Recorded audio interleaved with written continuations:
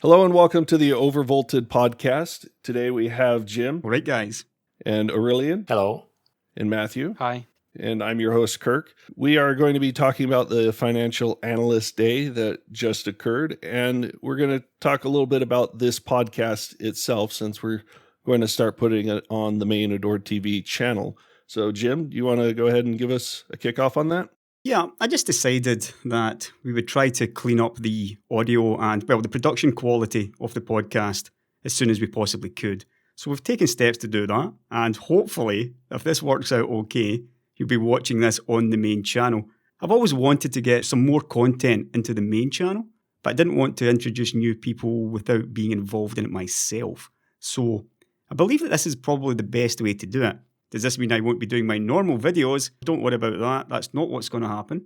I will continue to do the same videos that I'm doing, and this will just be extra content in the main channel. So hopefully you enjoy it.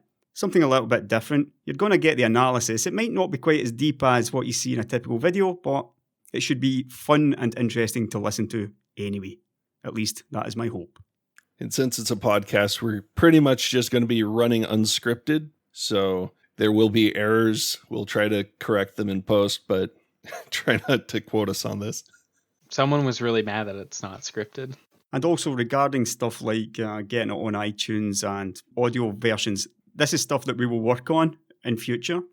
But for now, we're just going to stick with YouTube as it's what we all know, and we will fix this stuff up more as we go along. Wait, can we talk about the names that we were going to name this, though? Oh, yes, we need to cover that. Oh, yeah. So, what was the first name that we really liked? Pinch of salt. We were thinking a pinch of salt. Someone suggested that in the Discord, in the Patreon Discord. Pinch of salt was the first one that gained a bit of traction, yes. Yeah. And then salted silicon. There was... I came up with hot and loud, which stuck for a few days, and we thought we were going to go with that one. Yeah, the Hot and Loud podcast. Up until like an hour ago, that was what it was going to be. Just before we started recording. And then Aurelian suggested OverVolted, and they were like, here's the thing. We've been discussing a name for like a week, and I don't know about you guys, but I had just resigned that it was going to have to be a name that's so bad that it's good. And Hot and Loud checked that box. That's a name that's really bad, but bad enough to be good. And then Aurelian suggested a name that wasn't bad at all. But I don't want to take all the credit. Jim proposed something and just played with some. Yeah, of his well, words, I mean, yeah. you did type it first. Yeah, this is your show for sure. You're the one that picked OverVolted, and that's what the name is now. So, and unfortunately, Hot and Loud is also the name of a music podcast out there that we saw. So it kind of defaulted us to OverVolted, even though we had already decided that was probably the one we wanted to go with out of the two anyway. Well, we had a vote. We had a first straw poll, and it was a 50-50 split. And then we had a second one, and then that was, I don't think we all voted, but 3 votes were OverVolted, so that won anyways. I kind of secretly wanted a name that was so bad it was good, but I'm okay with this name because it actually sounds cool. Aurelian even wrote a program to mix and match words. Yeah. Just a bunch of words. Random word mashing, key computer phrases. So that's how desperate we were getting. But that's the name though, OverVolted, the OverVolted podcast or OverVolted. And you can let us know what you think about it at the end. Let's go ahead and talk about Financial Analyst Day 2020. AMD's Financial Analyst Day, of course. Well, yeah, it's not like we care about any of the other ones, right? And Matthew and I actually live blogged it. You mean I did? You had one message at the end. Come on, I had at least 5 or 6 messages. You live watched it. Yeah. How about that? I live watched. In all honesty, our live blogging's not fantastic. You did a great job with all the images and stuff, but I think I was a little bit tired. And, this was a 3-hour-long presentation for the Financial Analyst Day. I mean, I enjoyed it, and you'll see why during the course of this show. But I didn't really take a massive part in it. It was mostly all your work, in fact, Matthew. I was so focused on getting the slides on there, I didn't even notice you were there. I didn't even notice. It is actually quite difficult, though, because, when you're watching something and you're trying to live blog at the same time, it is multitasking. And we all know how bad, men are. I was kind of engrossed in what I was watching. And then I remembered, oh yeah, I'm supposed to be live blogging this with Matthew. It's actually quite amusing because we talk about the same things, or we say the same thing very quickly, one after the other. Well, you're both listening to the same thing, so... Some would even say we're the same person. Yeah, some would say that on Reddit. They would say we are the same person. Well, fortunately, we have now definitive proof that you're two separate voices with separate accents. Yes. That would be funny, because I used to be a mod in our AMD, and I banned you from that, Jim. Yeah, I remember you banning me from it. So the accusation is that you banned yourself. In the end, I did end up banning myself. Oh, yeah, that's right. You deleted your account or something. Moving on with the actual content. There's a presentation. We will leave a link in the video description. We got slide decks for each of the individual speakers during the Financial Analyst Day Yeah. that you can review. There's also some live streams out there that actually recorded the entire Financial Analyst Day as well. Yeah. And the presentation was so that Lisa started, followed by Mark Papermaster, David Wang, Rick Bergman, and I think it was Forrest Norwood. Forrest at the end, yeah. Yep. And then Devinder Kumar. And Lisa starts, as she always did, looking through her slides. The first 20 or so slides, it was all about the past, which we often see. Mm-hmm. I think AMD are rather proud about talking about how they got to this position that they're in, and they seem to do it a lot. And they talk an awful lot about relationships they've got, like with Microsoft, Sony, Apple, Google, and all that. And I've talked about that before. This is really just about them trying to make themselves as legitimate as possible in people's eyes. But the really interesting slide, I thought, started around slide 18. The next 5 years? This is when it really started to get interesting. It was the next 5 years of AMD's journey. Yeah, after slide 18, there's a lot of interesting slides. I was especially interested in this one, the disruptive solutions combining CPUs and GPUs. There was also an article over at AnandTech talking about AMD's latest HPC win, the El Capitan supercomputer. And there was looking through this. Well, we know it's going to be Genoa, which is Zen 4, coming after Milan. They showed this slide with the third generation Infinity architecture, that's what they're calling it now. Unified memory across CPU and GPU. And if you recall, in my video, Milan, the Next Frontier, I speculated that maybe these GPUs would be actual socketed on the motherboard rather than actual cards. So we're looking at an AMD EPYC CPU surrounded by GPUs. Judging by what we're seeing here now with this third-gen Infinity architecture and unified memory, I think there's a fair chance that this could be correct, and this is how they're going to go. And also, El Capitan will be using direct liquid cooling, which again makes me think, we can liquid cool this entire thing. I think there's even more evidence of this, but we'll talk about that later on. And there's also slide 26 in Lisa Su's presentation. Innocuous at first, but you can see in the graphics block, you can see that there's a sort of a sneak peek of a GPU that AMD definitely has not made yet. Well, yeah, I forgot about that actually. I sort of wrote an article about that because someone posted that to Reddit and they were like, "Oh, is this a new GPU? Is AMD finally getting rid of the blower cards?" We're not sure if that GPU is like a sneak peek of the next AMD GPU. But what that did spur was someone asked, or Scott Herkelman came into the thread for some reason, and he was like, "Hey, our next AMD GPU will not have any blower styles." Let me get the exact quote.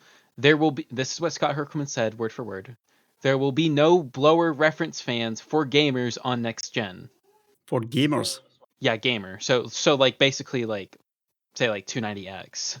When you're dealing with a server case, if you don't have a blower card, you're doing it wrong. Yeah. Just so you know, you could have a passive cooler on it, which still is active cooled by the system fans that are moving air through a chassis.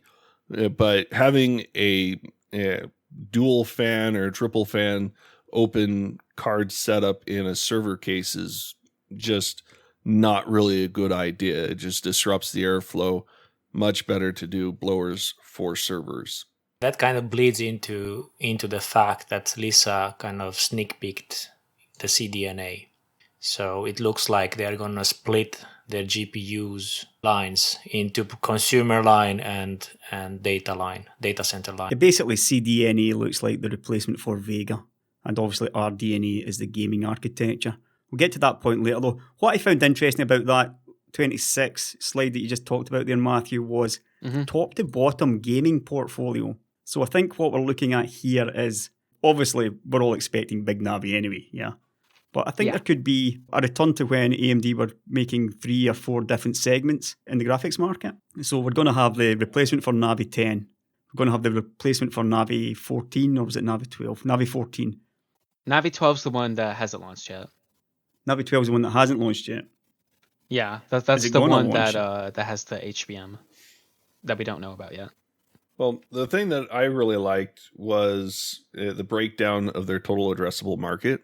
If we scroll back to slide 19, it talks about kind of the overall, what's impactful for them as a business. They're looking at a $79 billion total addressable market. And if you look, the data center for CPU and GPU is larger than the entire laptop, desktop, PC market for them. It's pretty interesting, actually, yeah. But remember, they have said that this is for 2023. It's projected for 2023. Well, this is their current total addressable market. They have projected numbers as well. No, I understood that these are the projected 2023 numbers. Oh, yeah, that's right. She was like, this is the addressable market that we're looking at. Call these 2023 numbers. Yeah. That's right. Yep. And that's about probably 20 minutes into the presentation. But you can see data center by far is a large chunk of their total addressable market. And a lot of that is a growing GPU data center market, because there's another slide showing that, and I was surprised at just how large they think that is going to be. Something like 13 billion. Yeah. I mean, that is a lot. They actually did call out a breakdown later. I think that was in their data center presentation from Forrest. But gaming's still a fairly large market, but it's still less than half the PC market size. So just doing laptops and desktops, it gives them more money than the whole gaming market. And if you notice, they put a Mac in the gaming section. Yeah, I was going to bring that up. That's a very weird thing to do, isn't it? Oh, it's a cheese grater. Yeah. The GPU that they're putting in the Mac, it falls under their gaming category. But the PCs, we're talking pretty much just CPUs in that category and APUs. It's more than double the gaming market. So, of course, with the PCs and data center combined, they're going to focus more on their CPU market than their GPUs. Yeah. Which is probably why we've seen them only hit the 1080p and 1440p markets, which we can talk about a little later, but basically they hit the most popular, the largest volume market that they could, mainly because they could compete there. It was the largest swath of the market. They actually gave percentages. Yeah. And it was 60 and just above 20%. So total of 80-ish% of the market is 1080p and 1440p gaming. So everyone that's clamoring for these 2080 Ti cards, they're only 20%, maybe 25% of the market. And that's a generous amount. If I can return to CPUs again, and slide 21 in Lisa's slide deck. Actually, this is about GPU as well, but slide 21 I found very interesting because Zen 3 is now just noted as 7 nanometers, whereas up until this point, it was always 7 nanometers plus. And they have also confirmed, finally, Genoa Zen 4 as 5 nanometers. I had a leak 2 or 3 years ago saying that. And also RDNA 2 is 7 nanometers, but RDNA 3 is on an advanced node. And again, over at Anantech, they got some kind of clarification here. Well, the quote from Papermaster during the Q&A section at the end, they said that the slide change, the question was about the slide changes from 7 nanometer plus to just 7 nanometer. And the answer was that it was a nomenclature thing. And that the 7 nanometer plus features got rolled into the 7 nanometer base process. I don't understand how that can be the case, because you're talking, 7 nanometers plus was supposed to be all about EUV, 4 metal layers done in EUV, is from what I was told.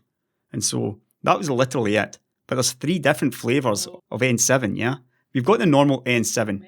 Maybe they didn't specify if there were other changes coming with that EUV focus process.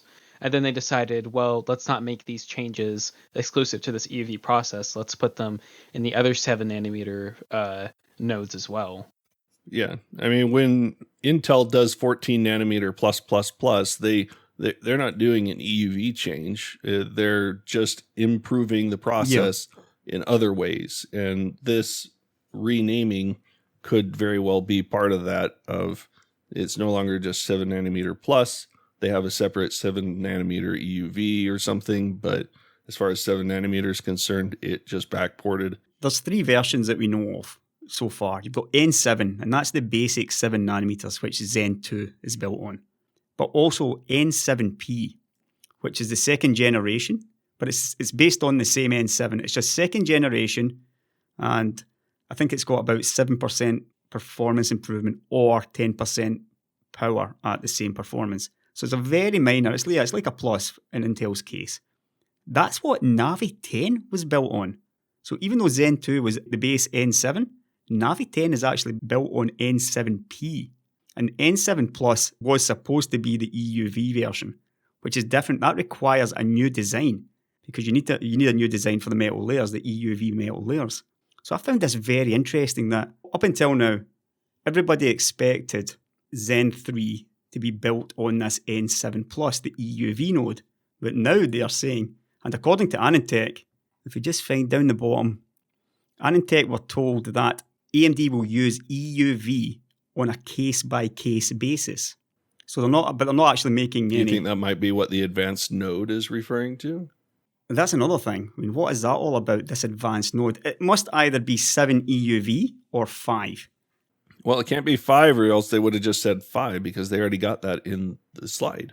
I was just saying that maybe they haven't yet decided that part. They keep it open. Well, it might just be kicked down the road far enough that it might be a 5 nanometer plus node or something. I was thinking that maybe they were opening themselves up to maybe using Samsung. Now, judging by what we've heard about Samsung 7 nanometer, this might not be too likely. It could be possible that they're wondering about Samsung or even Global Foundries, but I doubt that. Or they're trying to think, well, do we really need 5 nanometers? Do we really need 7 nanometers with EUV? Should we just stick with 7 nanometers? I think they don't want to give too much information to NVIDIA at this point. It's either 5 plus or it's 7 EUV. And 5 plus is also going to be, 5 nanometers is also EUV, except it's got something like 11 metal layers, I think. That's what I think it's all about. We do know one thing at least.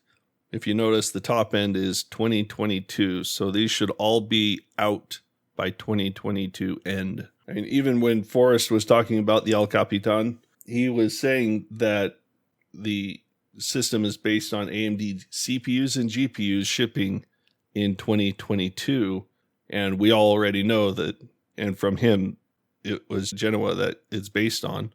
So are they going to be shipping RDNA 3 with that as well? Probably. The thing that I found most interesting about all of this was, and I'm pulling up Forrest Norrod's presentation now, 3rd Gen AMD EPYC, it's slide number 23. Milan expected to continue performance leadership, shipping late 2020. So if it's shipping in late 2020, this is a 2021 part, yeah? So we're not going to see this in 2020. I just don't see how it's possible. But this is for EPYC, mind you. This is for EPYC, though. This is the thing. This is my point here. Because they said that Zen 3 or Ryzen, the next generation Ryzen, is coming later this year. They didn't say late or shipping. They said Ryzen's coming later this year, or Zen 3. Yeah. So I am thinking, remember the theory I had about this N7P? I actually talked about it in a video, which was AMD versus Intel, the past, the present, and near future, where I talked about AMD perhaps uses this N7P process and sort of like backports Zen 3 to this N7P. But just for Ryzen, for EPYC though, that is EUV. And that would fit in with this case-by-case basis that AMD were talking about over at Anantech. There's not enough production there, I don't think, for EUV right now. It's something that's going to ramp up over time. And I think it will probably be 5 nanometers before, you're talking really mass production. But that does mean, though, the smaller production parts like EPYC, like Big Navi, they can go onto this EUV node. But the chips that are selling in volume, the likes of your Ryzens and even your lower end Navis, they perhaps go onto this N7P node. And obviously the game consoles will be staying on the old 7nm node because cheap is what counts when it comes to the game consoles. So that's my theory. The slide did call out RDNA 2 as being on 7nm. It didn't say EUV or any of that, so maybe there's some leeway there. It's the same 7nm moniker that they gave Zen 3. But wait a minute, didn't Mark Papermaster say? The timestamp in my video at 59 minutes, 23 seconds, Papermaster said that Zen 3 was coming out late this year. It didn't say later, late. And that kind of lines up with the whole November, December timeframe to kind of synchronize with the console launches. I think that we'll see it on the desktop before then. I would hope so. Not an awful lot honest. before it. But I think the important thing is like it won't be EUV. I am absolutely certain that it won't be the 7nm plus node. There's nothing saying they can't do like RDNA 2 on EUV and have desktop and server be on just normal 7nm. That was my analysis. However, over at Anitech again, in this they've got an article from the 5th of March here, and it says that AMD has indicated that this year's RDNA 2 will not be using TSMC's EUV-based 7nm plus process. So they must be sticking to the same 7nm or 7P, unless this is maybe just a bit of analysis by Ryan that's maybe not quite on point. I mean, that looks like it won't be EUV node. If their yield rates are significantly better than dealing with larger dies like RDNA 2 is going to be, it makes sense. I guess by this point, we're really just waiting and seeing now. In fine print at the bottom of the slide, it says, date subject to change. Let's hope it's in the moving up direction. Because I'd hate for them to start going to an 18-month cadence for releases. Yeah, it's kind of looking like that though, isn't it? If RDNA 2 isn't EUV, then that 50% efficiency gain is really impressive. It's all architecture, yeah. That's a Maxwell tier amount of efficiency gain for the same or almost the same node. Well, and that's what Maxwell was, right? When they talk about that 50%, they are in fact talking. David Wang's presentation noted 50% on top of RDNA 1, which to me was the big news of the entire presentation, because that's just massive. Even if that is EUV, that's still quite a bit, 50%. Imagine how much low-hanging fruit they have if that isn't EUV. Yeah. They could get more efficiency just by the next gen going to EUV. Or more likely 5nm, I think. Although 5nm isn't looking at being a particularly awesome node, it may be looking at 20% performance improvement. If I were to speculate, I would say that the RDNA 2 will be only an architecture improvement on RDNA, and they might leave the node the same. Yeah, I think that's what they're going to do. Because we know the RDNA has some GCN inside, and that kind of keeps it back, makes it less power efficient. So, and because he's talking here about power efficiency, I would say that this might be achieved by architecture alone, possibly. I think it has to be. I mean, if they're not going on EUV, they're certainly not going to go back to the base 7nm. So they must be staying on 7P, or maybe some like another slight, update, another plus on that. But it's not going to be huge increases or anything like that. So this 50% that Wang's talking about, that looks like architecture to me, which, as Matthew said, that is absolutely massive. That is Maxwell level.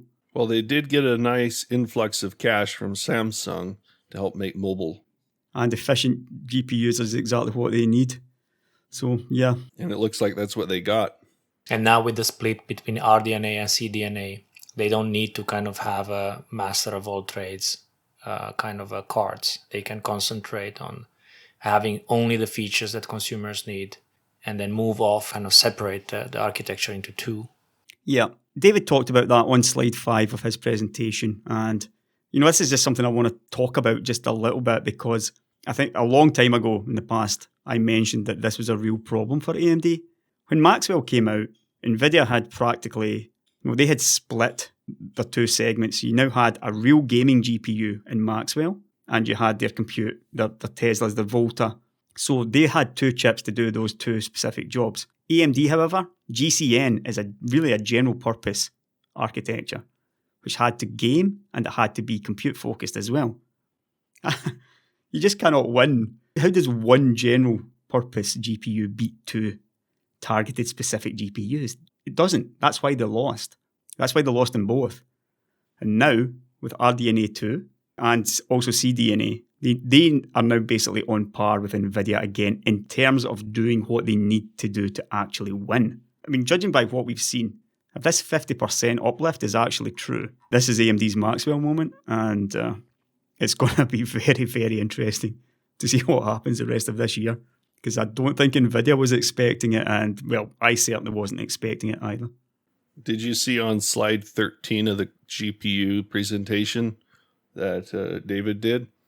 They actually called out specifically compute/tensor ops. I'd missed that one, actually, yeah.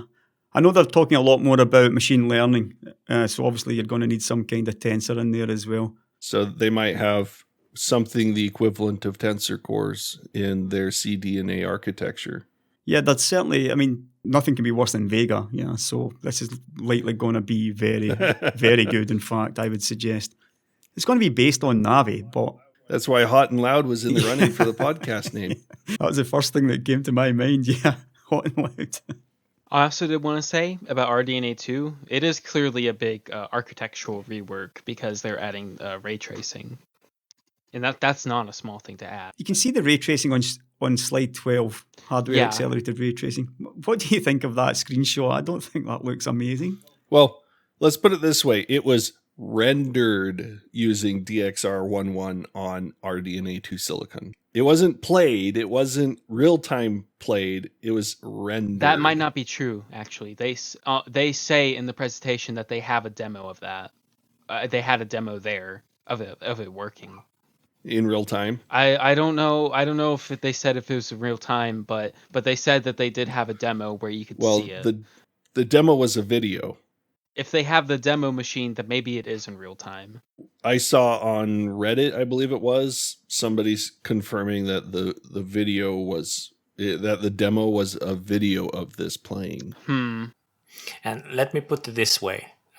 Knowing how the RTX performs and the kind of effort NVIDIA seems to throw at it market-wise, we know that this technology is very promising, but it's still at the very early beginnings. So even if this comes into AMD as well, it probably won't get a lot of traction. It's just the first steps.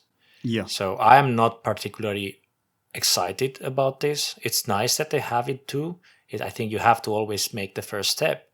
But I mean, it will take still a few years before we can really play a ray-traced game. Yeah, for sure. Well, they're the consoles. You have to remember the consoles.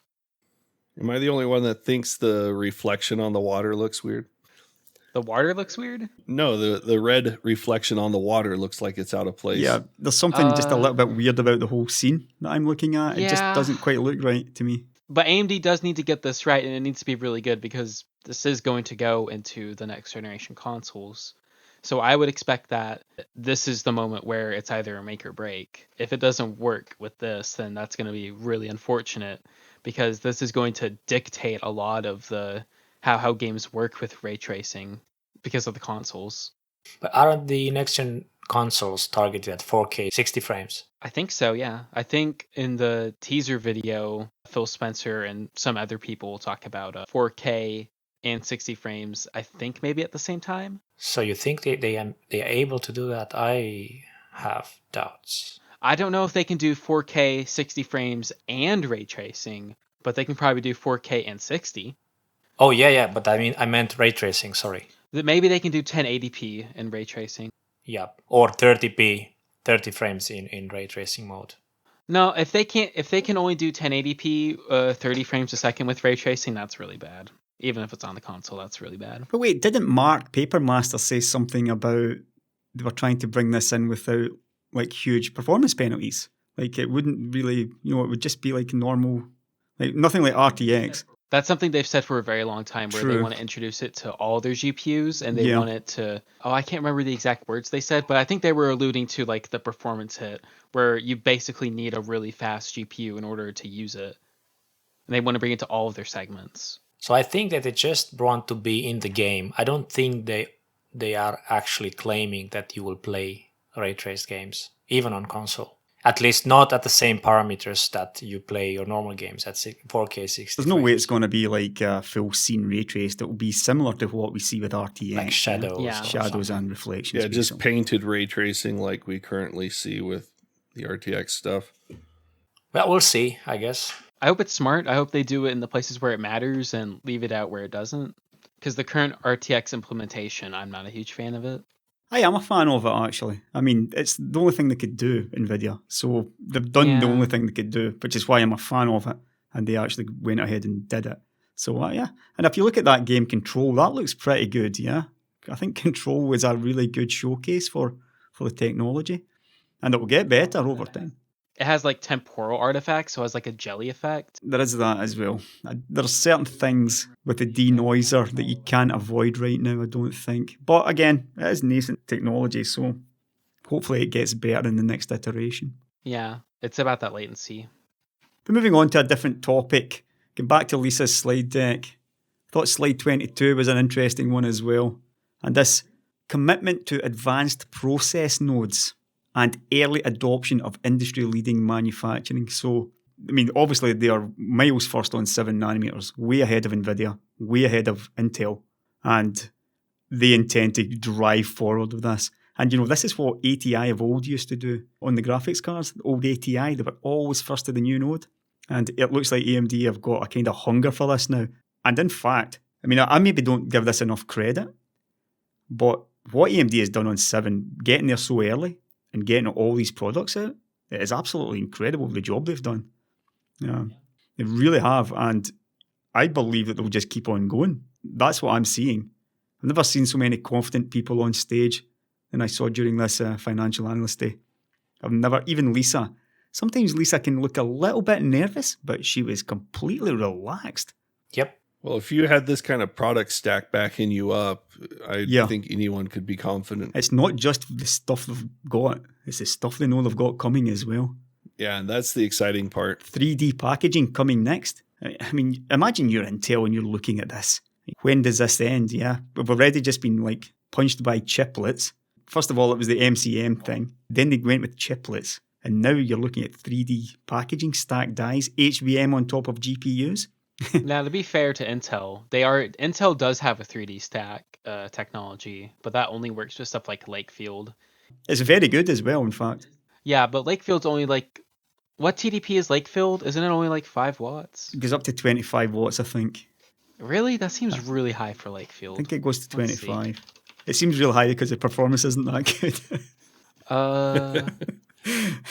I'm seeing 7 watts. 7 watts? We might not know. I think it goes as far as 28. Are you sure you're not thinking of Ice Lake? Because it does have an Ice Lake core, but it's only one Ice Lake core. I could be. Yeah, maybe that's what I'm thinking about. Oh yeah, Wikichip, 5 watt and 7 watt TDP. Right, okay. And that's probably because, not only because it has the Atom cores in there, which aren't supposed to consume that much power, but also because there are cooling considerations to be made. And that's probably the biggest challenge. Die stacking is how you cool it. But that is exactly it. But as we know, AMD has filed patents for 3D die stacking, and they show memory on top of logic layers, which didn't really make sense to me. I would have thought you'd put the memory on top of the I/O die rather than directly on top of like the GPU or the CPU. Because obviously the I/O die should be a lot cooler. No, I was thinking that they were going to do this by, you remember all these demos we've been seeing of like submerged like servers? Like, and not, I don't know if it's oil. I don't think it's oil or mineral water, but it's like some kind of liquid that's really good at cooling them, and the heat's like boils off. I was thinking that maybe die stacking, you could do it by doing that. It's possible. But whatever they're doing, they appear to be miles ahead again of Intel and probably even NVIDIA in this case. So, I mean, they're doing it in all fronts. Yeah, I mean, I know I give them a hell of a hard time, but when it comes to their engineering stuff, it's like they've moved up a level to a completely different level. And they talk about, being an execution machine. If Milan's 18 months, or it's maybe it's slipping a little bit, but I mean, the way they've been executing recently is just phenomenal.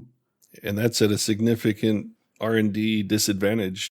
Which they don't have anymore because they're spending more money. The more money they make, the more they put into R&D. Yeah, and that's the other exciting thing is now that they're definitely cash positive with a lot of liquidity, they can just start pouring more into R&D, and we'll definitely see what they'll come up with. I think the exciting thing is that they can actually try some of their more wild ideas that they are a little more risky on, rather than having to just only do the ones that they're for sure that it's going to work and bet the farm on it. And also, if they have something like another bulldozer or another Vega, it might not put the company into an extremely perilous position.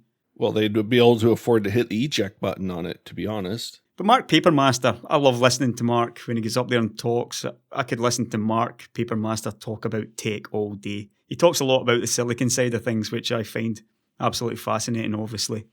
And he's another one who's done a fantastic job. But what I found interesting on his presentation started on slide 5. We know about the CPU leapfrogging design teams. Yeah. For Zen, yeah? Didn't we already know about that? But there's now a CPU and GPU leapfrogging design team. Oh, GPU. Yeah, I don't think we've ever seen that before. So that's new. Yeah, that was new. So they're doing the same thing there. And this should really help them to, motor on with this. Maybe not a TikTok type thing, but RDNA 2, RDNA 3. I didn't even know there was going to be an RDNA 3 until the presentation. But yeah, they seem to be getting their act together in GPU now as well. Also in the Mark Papermaster presentation at slide 13, I think this is really indicative. This node comparison is very indicative of, I guess, their need to stay ahead of the competition. Like, they have massively overestimated Intel, in my opinion. I enjoyed this slide immensely because I'm making like 100 statements in every video, yeah? And so somebody's going to laser focus on the one thing that they disagree with. Yeah, this happens every single video. And in one video where I think I said TSM's 7 nanometer was just better than Intel's 10. And I've got a bunch of people saying, no. Wikichip says this, Intel's is denser, blah, blah, blah. Well, now we can see that AMD quite clearly says it's clearly better than Intel's 10 nanometers, TSMC's 7.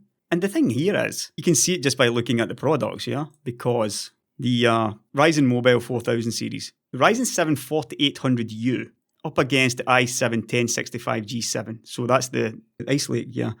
4% better single-thread performance, 90% better multi-threaded performance, because it's got 8 cores up against 4 cores on the Intel CPU, and it's still got 28% better graphics. And these are at 15 watts. I mean, okay, Zen is a very efficient architecture, but it's not so much more efficient that you can double the number of cores and still stay within the same 15 watt envelope. No chance is it that much more efficient than Ice Lake. It's simply not possible. TSMC's 7 nanometers is definitely a lot better in terms of characteristics, not just yield. Obviously, Intel's 10 nanometer just cannot yield. But in terms of characteristics, it is miles ahead, because that's the only way the 8 cores or 16 threads against 8 threads makes any kind of sense. It must be much, much better. But when you remember, this slide is really important for understanding that AMD always overestimates Intel, because they thought Intel 10 nanometer was going to be on par with TSMC 7 nanometers. So they designed to make sure that their architecture, they basically were like, okay, well, it's going to be an arc versus arc battle. And it ended up not being that. It was the improvements with Zen 2 were just salt in the wound. And now they're expecting 7 nanometer Intel to be on par with 5 nanometer TSMC, and there's a chance we could just see the same thing happen again. There's no chance that Intel's 7 nanometers will be close to TSMC's 5 nanometers. That's what I think, because Intel themselves are saying wait for their 5 nanometers. They say that I can't remember the exact quote. They're saying that their 7 nanometers will get them around to parity or something, and then their 5 nanometers will get them back up to leadership. So even Intel isn't confident that it's going to be close enough for leadership. At best, we were looking at parity. You heard them admit that they overextended themselves with 10 nanometer and that they went too aggressive, and that ongoing they're actually going to pull that back. They already did. Yeah, but the reason why it's always been the whole, 12 nanometers equivalent to their 14 and things like that is because they have always been aggressive with their node shrinks. But if they're pulling back, no longer being as aggressive with 10 nanometer and going forward, then maybe we'll actually start to see some parity between Intel 7 nanometer versus TSMC 7 nanometer, rather than just assuming that 5 nanometer is the equivalent of 7 nanometer Intel or something of that nature. I would agree with that. I believe Intel 7 will be around about on par with TSMC 7 and not much better. If it's better, it won't be anything like this full node that they're trying to claim. Yeah, because their 10 is clearly not as good as TSMC 7. Not even close. And they don't have the architecture. Well, we don't know that. Their architecture might actually be pretty decent. It's just clouded by the terrible node. True, it could be. Well, when you have to disable half the chip. Well, doesn't Ice Lake, I'm not too familiar with Ice Lake performance, but isn't it pretty competitive with Intel's 14 nanometers despite having a significant clock deficit? They've got very good IPC, yeah. They've got a good IPC gain. Who knows? Anyways, it's Intel. Yeah, and we already know that they're not going to be able to hit the same clocks that they've been hitting with 14, and that's partly their problem. They've gone so far that they've been hitting, 5 gigahertz as their base clock. It's Pentium 4 all over again. And moving on, slide 16, maybe one for Aurelian. You were interested in this whole CPU, GPU memory coherency. As a programmer, I guess it's something that's really important to programmers.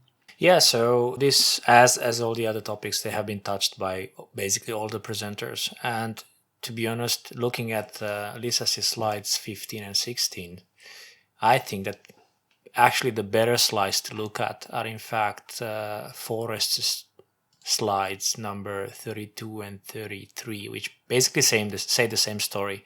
But I think in those slides, the story is a bit better explained. Unlocking accelerated computing, yeah.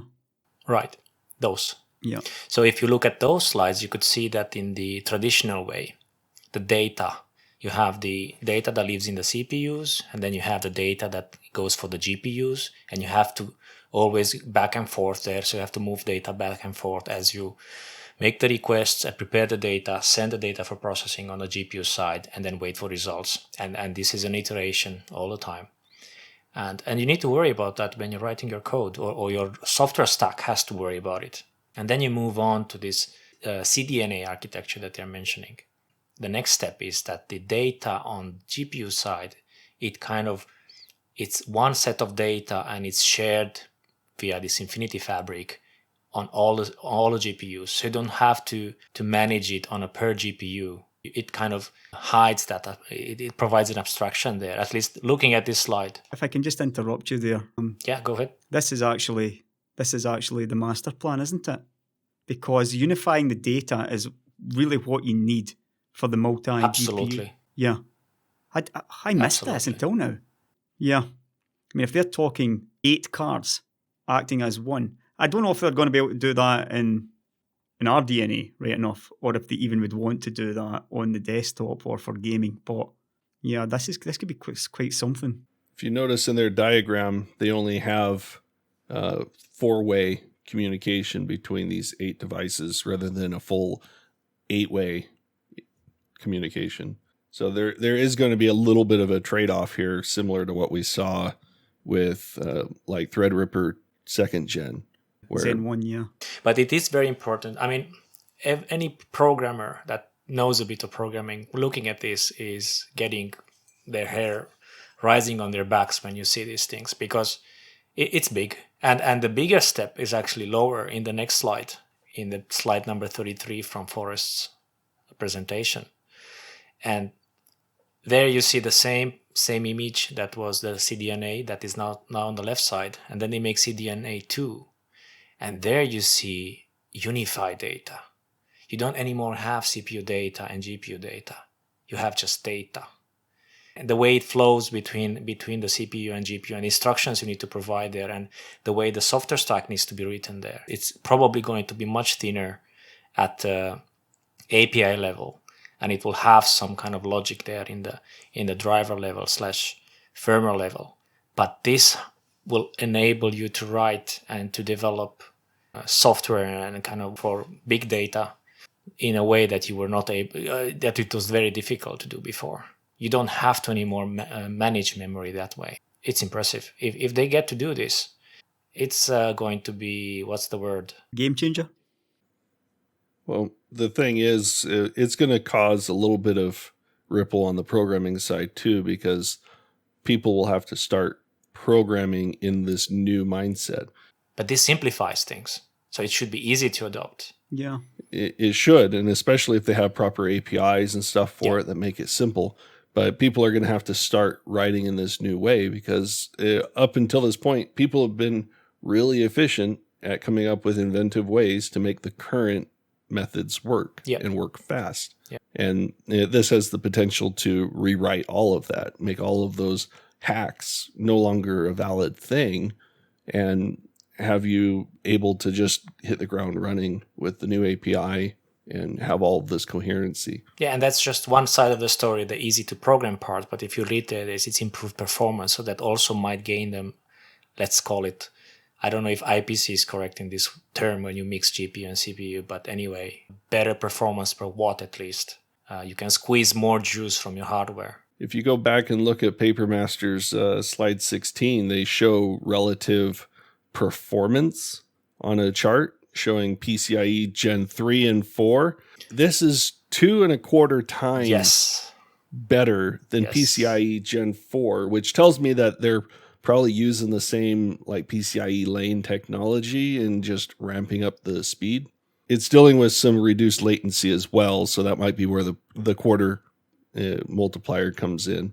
This might be what Jim said in the beginning when he mentioned these kind of chips that are not anymore different cards, that the GPU itself is on the same PCB with the CPU, if I can say that. So the latencies will be very low, the bandwidth will be very high, everything you need. And then you have unified memory. Well, here's the thing. If it's all on the same chip, they have a very tight control over it, which suggests that they might just be implementing the PCIe Gen 5 architect for their Infinity Fabric. We're expecting Gen 5 for Genoa. So this could just very well just be PCIe Gen 5 lanes. It's very likely. I agree. Yeah. I was going to say that with this coherency thing, we could probably see that on El Capitan.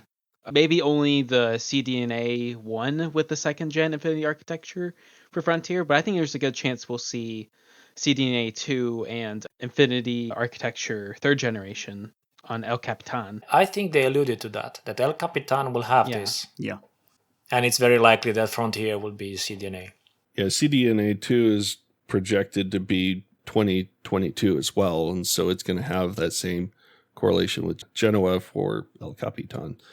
Like they said, when they design these supercomputers and they win bids, it's based on their history of delivering on their roadmaps. And since they've been solidly hitting their roadmap every single time, it is probably what partly won them this bid, not to mention just their overall performance. And Aurora is like Q4 2021.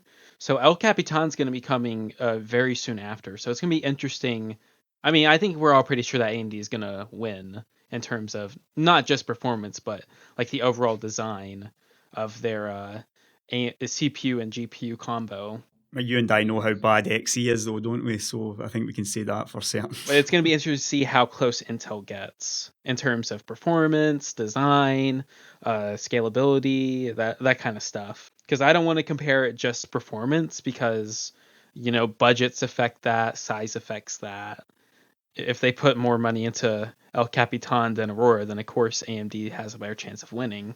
But I'm really curious to see how Intel's CPUs and GPUs interact, and if that's going to be anywhere near what AMD is promising.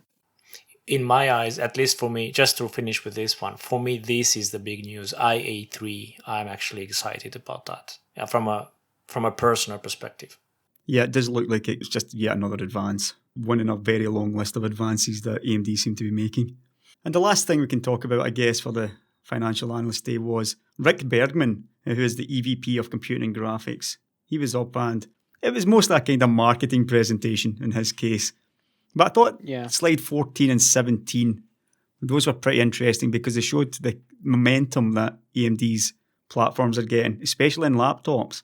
And the interesting thing about it was, this is all based on Zen Plus and Zen, This is before Zen 2 even, is even in laptops. Yeah, you can get the chips now, but all these advances... Actually, you can't get Renoir yet. Renoir still isn't out yet. It's still not out yet? No, it isn't. I've been waiting so long. It'll be shipping to the OEMs for systems.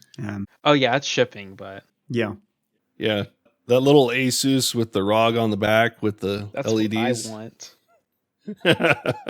It's either that or the Lenovo. What I thought was pretty nice is they're talking about battery life. 17 hours of laptop use. I really hope that's more than just playing a YouTube video. That is pretty incredible. Because AMD has suffered a lot from like idle power draw.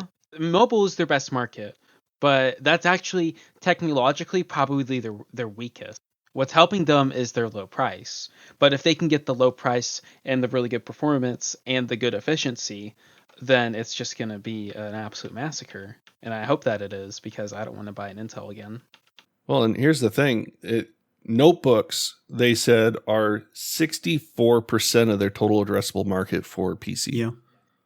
I mean, 64% is a lot. And to start getting these kind of laptop wins and to be considered a premium CPU and make it into the high end, the high margin laptops, and that's pretty incredible. Because they've already won the low end laptops. Like on campus, I see quite a few AMD laptops, like where they didn't take off the stickers, but they kept them on. It's quite common to see an AMD laptop. And the thing that might happen too with the higher end laptops. And finally, for Rick and for the Financial Analyst Day would be slide 27. I just had to talk about this one because it mentioned Navi 2X. And I can't help but get the feeling that this means Navi 2X, Navi 10, or I believe that Big Navi is going to be twice as fast as the 5700 XT, which makes it going to be about 50% faster than a 2080 Ti. I think that's a little bit optimistic. Yeah, maybe. but we can expect anywhere between 50% and 100%. Look at the language on this slide. Extreme performance with efficient power. And when was the last time you saw anything like that coming out of AMD? Graphics. Well, we do know it's 50% over what our DNA currently is. Yeah. So at least performance per watt. And I took the 2X not to mean 2 times, but to encompass Navi 20. That was also an option, yeah. Or those kind of nomenclatures. So all of those dies. Yeah, it's certainly possible.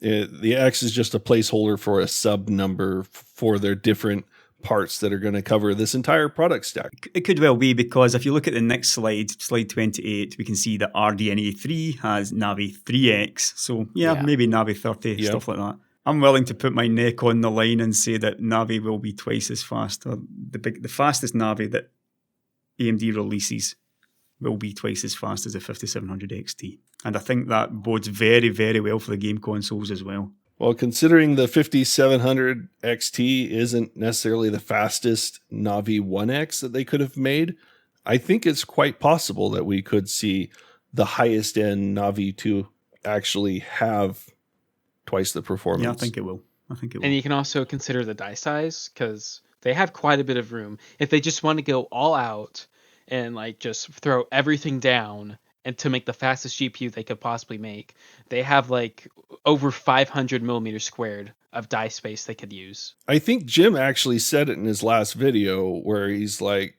just come out with the card. You don't even have to sell it. Just give it to reviewers to review and benchmark. Oh, the evil Jim. Yeah, the evil Jim, yeah. Yeah, the evil Jim. Just have this Halo product that just totally decimates, but it's so expensive you wouldn't actually produce it to sell, except for to maybe professionals or something like that. But let the reviewers review it so that they have this just utterly decimating card. You can think of it like the non-existent Intel Xeon, right? If it was good. What you basically described there was the Radeon 7, without the performance. So, I mean, they've done it before. They could even do what Intel did and say, oh yeah, we'll produce it if you want to special order it in batches over 1,000. You know, that's how they're selling their glued together Cascade Lake. Is there something wrong with doing that? Limited edition? I mean, yeah, it's a bit of a grey area, obviously, but The Lisa Su Signature Series. There you go. this is what Intel and NVIDIA have been doing for years, and I really do think AMD needs to follow suit. I mean, nobody's going to fall for it, yeah? But they'd have their Halo product. They wouldn't have to go into debt trying to make it on a regular basis. They would just have a limited, like the Cyberpunk card, a limited 66 card run or something. I don't know. I entered into that competition. Anyone else? No, I didn't bother. It wasn't worth selling my product information, personal, who knows what's. Do you know? No. All you have to do is you go to the tweet and you follow NVIDIA, which I already do, and you tag another gamer, and that's what I did. Does anyone want to guess what gamer I tagged? Any guesses? PewDiePie? The gamer I tagged starts with that letter, though. His name starts with that letter. There must be a lot of gamers starting with the letter P, Matthew, yeah? No, it's a famous gamer. It's A famous gamer. I tagged the Pope. The Pope? Yeah. Do you not remember the thing where some YouTuber gave the Pope Undertale? No. You don't remember? I don't remember that one, though. But that's who I tagged. I actually bought Undertale a few weeks ago. If I win, I might have to change my religion. Oh. So to the final part of the podcast, and I guess, Matthew, this is one that you really wanted to talk about. Oh, yeah. This is a little bonus. Let's finish on this then. If it's true, I just don't know what to say. I need to pull this thing up. While you're pulling that up, I wanted to mention one thing real quick out of the podcast. Did you guys catch Forrest Norrod at about 2 hours, 16 minutes in? He said that they had predictable execution to market. Yeah. And he under his breath almost is like, and that's in high relief to uneven execution of others in the segment. You know, Forrest's got a little bit of needle about him. I've noticed this in one or two of his presentations. He's not scared of sticking it to Intel. Oh, I love that. You remember when they revealed Rome in November 2018? And he was like, it's just not a fair competition. Yeah, I do. One Rome against two Intels. It's just not fair. And then it was also, and this is not water cooled as well, because remember that was just after that crazy stunt with Intel and the chiller that they did. Okay. Water chilled, not water cooled. So this rumor, this Intel rumor, that this came up just before we started the podcast. So you might remember that Jim and I leaked that 10 nanometer desktop CPUs were not going to happen. But there seems to be evidence that Alderlake-S, which was a 10 nanometer CPU, presumed to be a backport, that we figured it was canceled. Well, now new rumors suggest that not only does Alderlake-S exist and is coming, but it is also going to have 8 10 nanometer Alder Lake cores, in addition to 8 10 nanometer Atom cores from the Gracemont architecture. So it's a big little design. I don't know what I think about this rumor. Why would they be going with some kind of power conservative mode for desktop CPUs? I mean, I can see something like this for maybe a laptop, but why a desktop? Based on the same die though, aren't they? So the laptop and desktop dies are the same. Let's assume I was wrong and that this exists and it is for desktop, and that's going to replace like the 9900K. Well, the TDP tells us it's for desktop. You're not going to have a 125 watt laptop part unless if it's a desktop replacement. I mean, I can maybe see it for small form factor or ultra small form factor, but you stick this in a mid tower, I don't see this as a replacement for anything but, somewhere in the 9900K region. Yeah, it's the S series, so they're both laptop and desktop chips, but there'll be 45 watts, maybe 35 watts laptops, like the best quality silicon. But even in a laptop, Intel is an enigma. It's impossible to understand. I mean, 8 Atom cores, 8x86 cores. This smells of desperation. Atom is only more efficient than their desktop cores up until a certain point. And you also have to factor in they can only clock so high. So why not just make a 10 or 12 core Alder Lake instead of adding on what are likely to be 8 useless cores. Well, more than that is they already have power gating and individual clocking, things like that, where they could just have their 8 normal cores stay at 50% clock speed and get the same kind of performance and power savings out of it, because they don't have to have this entire second half of the die lit up. Yeah, what if they do that? Yeah. I mean, they already have this technology in their existing CPUs. Secretly, if this is true, I guess it's not secret anymore because I'm saying this, but if this is true, it's going to be really funny to me. It's just a shame that it would also mean that I'm wrong. But if I'm wrong, this is the way I'd want to be wrong. You want to be wrong like this if you're going to be wrong, yeah. Something we could have never have expected. I'm the same. I've long said we would not see any 10 nanometer Intel desktop CPUs, but if they release this, then that makes up for me being wrong. Imagine if our sources were like, they were aware of this and they were like, it's not desktop. Come on. They wouldn't be that dumb. Yeah. And it ends up being like, they're so confident because they overestimated Intel. But I don't know what to make of this. And there was also some Rocket Lake stuff that it is 8 cores and a backport. I still don't know if I believe that. Backport to 14 nanometers. Backporting Willow Cove onto 14 nanometers, but it only goes up to 8 cores? I don't know if I believe that. I think I talked about it in a video.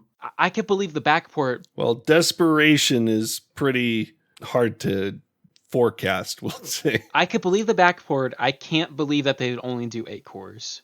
I believe that rumor more than the Alderlake one, because I just can't imagine anything yielding. I mean, even 8 big cores and 8 little cores. And that's going to have graphics as well, I guess.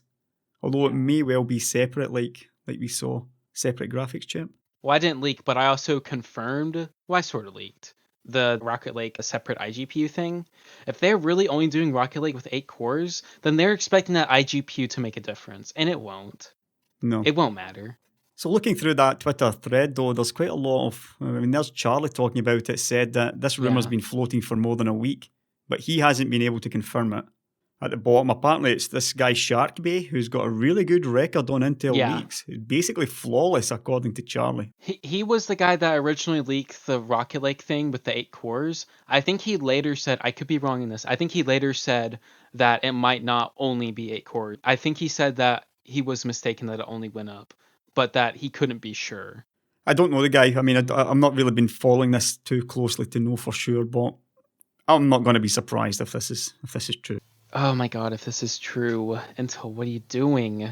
Maybe they have it meant for a target that we aren't thinking about right now. Yeah, if this exists, and even if it's socketed, I would still be surprised if this is like Intel 11th or 12th gen Core i 13900, whatever. Maybe they're getting back into phones. I don't know. With the 8 core. You're just powering it wrong. 125 watt phone. This is LGA 1700. That's 500 more pins than Comet Lake. This is an absolutely huge CPU. On 10 nanometers? Yeah. 150 watts TDP. I guess we'll see. And with that, I think we'll draw this one to an end. If you're in agreement, guys. Yep. Yeah, we definitely ran long on this one. Yeah. So, okay, well, thank you guys for joining us. Thanks for watching. Be sure to hit that subscribe button. Be sure to hit the bell as well so you can get alerts when the next one comes out. Do check out the Patreon. Every little bit helps. You can get access to the Patreon Discord as well. We like to have some lively discussions there too. So just keep coming back and we'll see you in the next one. Catch you later, guys.